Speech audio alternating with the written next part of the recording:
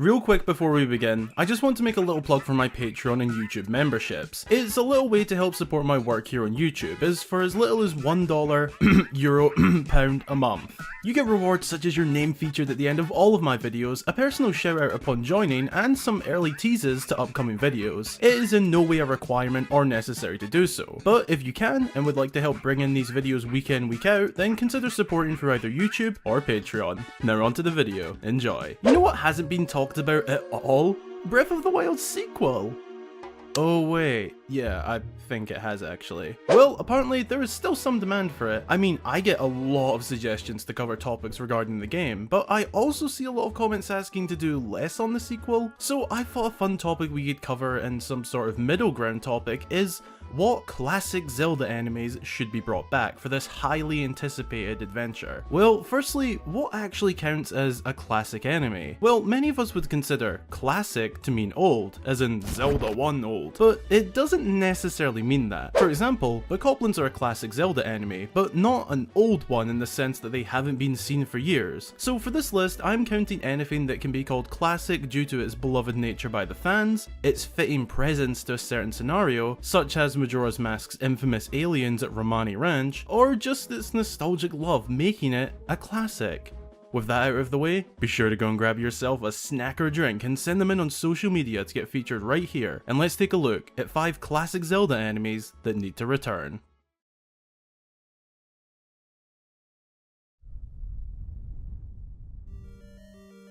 Kicking off our list takes us to one of the original big bads of the series, Gleeok, the lethal two-headed dragon found in the level 4 dungeon of The Legend of Zelda. For a game that was created back in 1986, Gleeok is an incredibly well-designed enemy. The beast is a menacing foe in its first appearance of the series, and even has a few variants taking on not just 3 heads, but also 4. The fight itself isn't overly challenging, but does require focus, as the only way to damage Gleeok is with body shots. The only problem is the 2, or 3, or 4 moving heads, which also happen to spit fire that paces across the area with precision. The two-headed dragon also appears in Oracle of Seasons and Phantom Hourglass, with the latter taking on an awesome design. I personally think it would be really interesting to see how Gleeok could be brought back and worked into the modern Zelda world. Since the foe appears as a boss and mini-boss throughout its appearances, I believe it would make the most sense for Gleeok to be an overworld boss. I mean, we do know that dragons were once a part of Hyrule's wildlife. What's to say they couldn't return?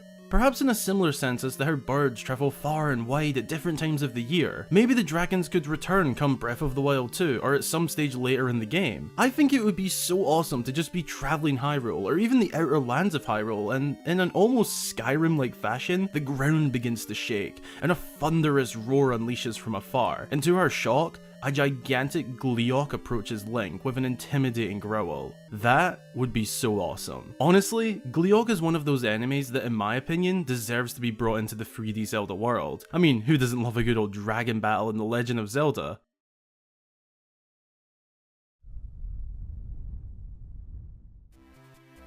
Moving on to my absolute favourite 2D Zelda game, the Minish Cap. The fun, vibrant, and cheery adventure across Hyrule, but in a very different fashion. This game is criminally underrated if you ask me, and has a very specific enemy that in my opinion is really cool.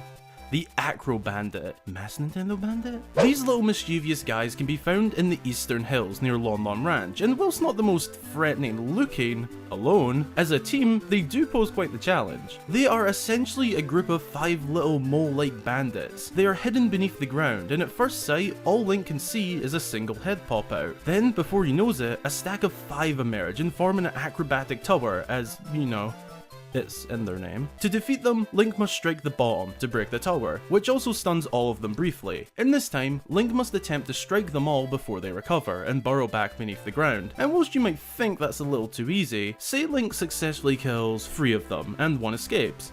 An entire 5 will return. They are such a pain to get rid of sometimes. The Acro Bandit is more of a troublesome enemy, rather than an extremely challenging one, and the reason I'd like to see them return in the sequel is to add some damn variety to it. Breath of the Wild's enemies were good, and I'm sure you've heard what I'm about to say a million times or so, but they lacked variety in terms of the type of enemies. Bringing back the Acro Bandit, a classic of the Minish Cap, would be really cool and fun to see in a 3D environment. I could definitely imagine them being a sort of farm pest in which Link needs to deal with them on side quests to help out the local farmers. They aren't overly threatening, but are one huge pain in the— Oh, and they wear cute little bandit masks if you didn't notice.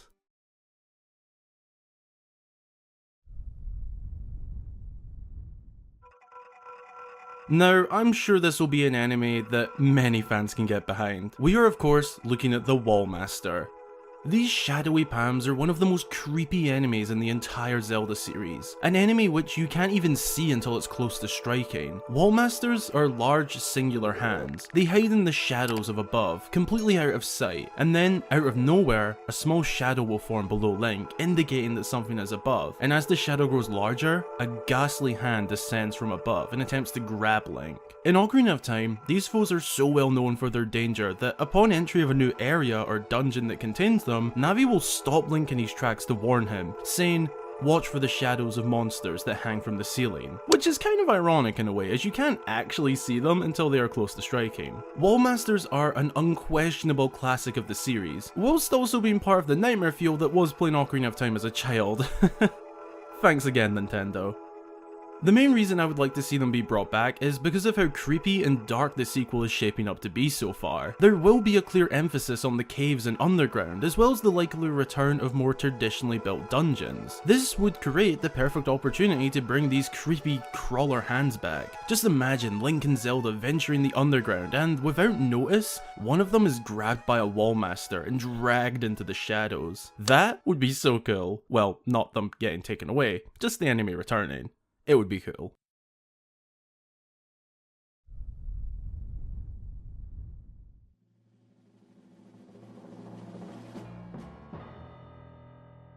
Now we're getting into it. If you know me and the channel well, you will know that Twilight Princess holds a very special place in my heart. The game is absolutely phenomenal and I love everything about it. This also includes one of, if not my absolute favourite Zelda enemies, the Dark Nut. Now, they did appear 3 times before their time in Twilight Princess, but it's this version of the Dark Nut which I adore. They are large, agile knights that also take on a slightly brutish build, but sport an incredibly athletic technique. They wear thick, pure armour covering their entire body, wield a large blade which, next to Link, makes it seem like a fly swatter for the hero. Upon Link breaking down their first layer of armour, the Dark Nut will toss their blade, and switch to a more light and agility focused blade to deal with the hero.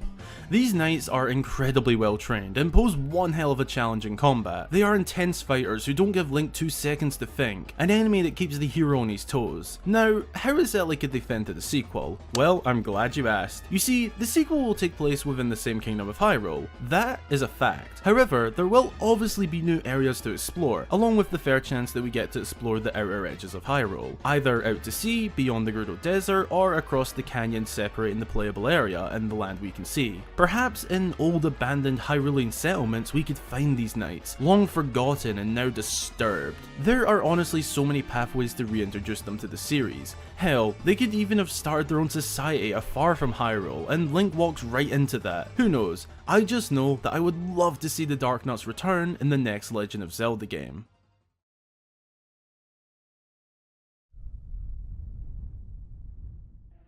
Before we unveil my number 1, here are a few honourable mentions that just missed out on my list. Firstly is the Vyre. They appear as small, glorified keys, made apparent upon defeat, as they often break up into a bunch of keys when slain by the hero. I honestly just think they are a cool looking enemy, and like the Acro Bandit, would help to add more variety to the next game. Secondly, Fiefs. An enemy that only appears in A Link to the Past and Four Swords Adventures, but could make a fitting enemy in the sense of rebuilding Hyrule having issues. Not every Hylian, or any race for this matter, believes in Princess Zelda's leadership to rebuild the kingdom. People of the kingdom that do not have enough to survive in this recovering land, so they resort to crime. In A Link to the Past, their tactic is running into Link, causing him to drop rupees, bombs, and arrows, then swiftly trying to grab them before Link scares them off. They could work really well in the sequel if you ask me. And thirdly, Pose.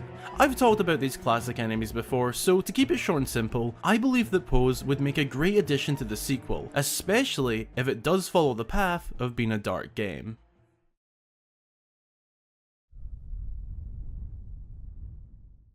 Now for one that may sound unfamiliar at first, but once seen on screen, I'm sure you will know of these enemies. If you've played or watched Twilight Princess anyway. The final boss battle of Twilight Princess is, in my opinion, the greatest battle against Ganondorf in the entire series. A 4-part showdown taking place across multiple locations. It kicks off with a possessed Princess Zelda being controlled by Ganondorf within the throne room. Then upon recovering the princess, Ganondorf bursts into his gigantic boar form, and we battle Beast Ganon, which by the way is how good Dark Beast Ganon from Breath of the Wild should have been.